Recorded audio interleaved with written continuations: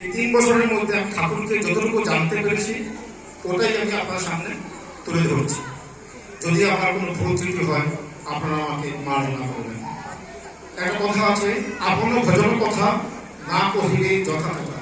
এখানে সবাই আমার গুরু ভাই বোন আছেন, আমি আপনার সামনে আমি আমার ঠাকুরকে যতটুকু জানতে পেরেছি বুঝতে পেরেছি যতটুকু আপনার সামনে তুলে ধরবো।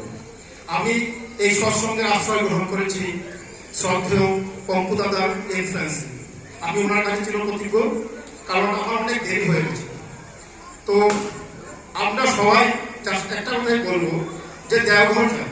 দেওঘর কেন যাই? আমরা যাই আমাদের নিবেদন করার জন্য।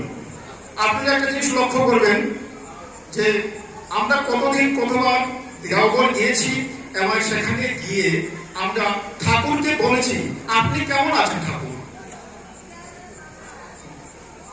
আপনি কেমন আছেন ঠাকুর। কারণ কেন বলছি, আমি প্রথম দেওঘর যাই, সেখানে গিয়ে আমি দীক্ষা গ্রহণ করি। তারপর আমি দীক্ষার 5 মাস পর আমি স্বস্তি নিতে যাই, সে শ্রদ্ধেয় অম্বুদার আনন্দ। তো সেখানে আমি আমার কিউসিটাম দেওঘর যাই, সেখানে গিয়ে আমি নিবেদন করি আমার পূজনীয় মাকে যে মা, যে লাইনে জানেন আপনারা সবাই জানেন যে লাইনে অনেক লোক থাকে, তো সেটা নিবেদন করার জন্য থাকে। তো আমি যখন আমার টান আসলো, আমি প্রথমে মাকে জিজ্ঞেস করলাম মা আপনি কেমন আছেন। মানে সেদিনের আওয়াজ আমি আসতো, আমি আমার কানে কেড়ে করি। তো উনি সঙ্গে সঙ্গে এত লোক লাইনে দাঁড়ানো, আমাকে বলছেন ঘরে আসতো, আপনি ঘরে আসতে। আমি গেলাম ভিতরে, তো যাওয়ার পর আপনি বলছেন কোথা থেকে এসেছিস। আমি বললাম মা আজকে শিলচর থেকে। আমি বললাম না মা, আমি স্বস্তি নিব আগামীকালকে, আমি আপনার আশীর্বাদ দিতে এসেছি। উনি আমাকে বসিয়ে অনেক অনেক কথা বললেন। তো আমার নিজেরা খারাপ লাগছিল, অনেক ভাই বোন লাইনে দাঁড়ানো ছিল। আমি মাকে বললাম মা অনেক ভক্ত লাইনে দাঁড়িয়ে আছে, আমি এখন যাই। মা বলছে ঠিক আছে তুই আয়, কালকে আবার আসবি।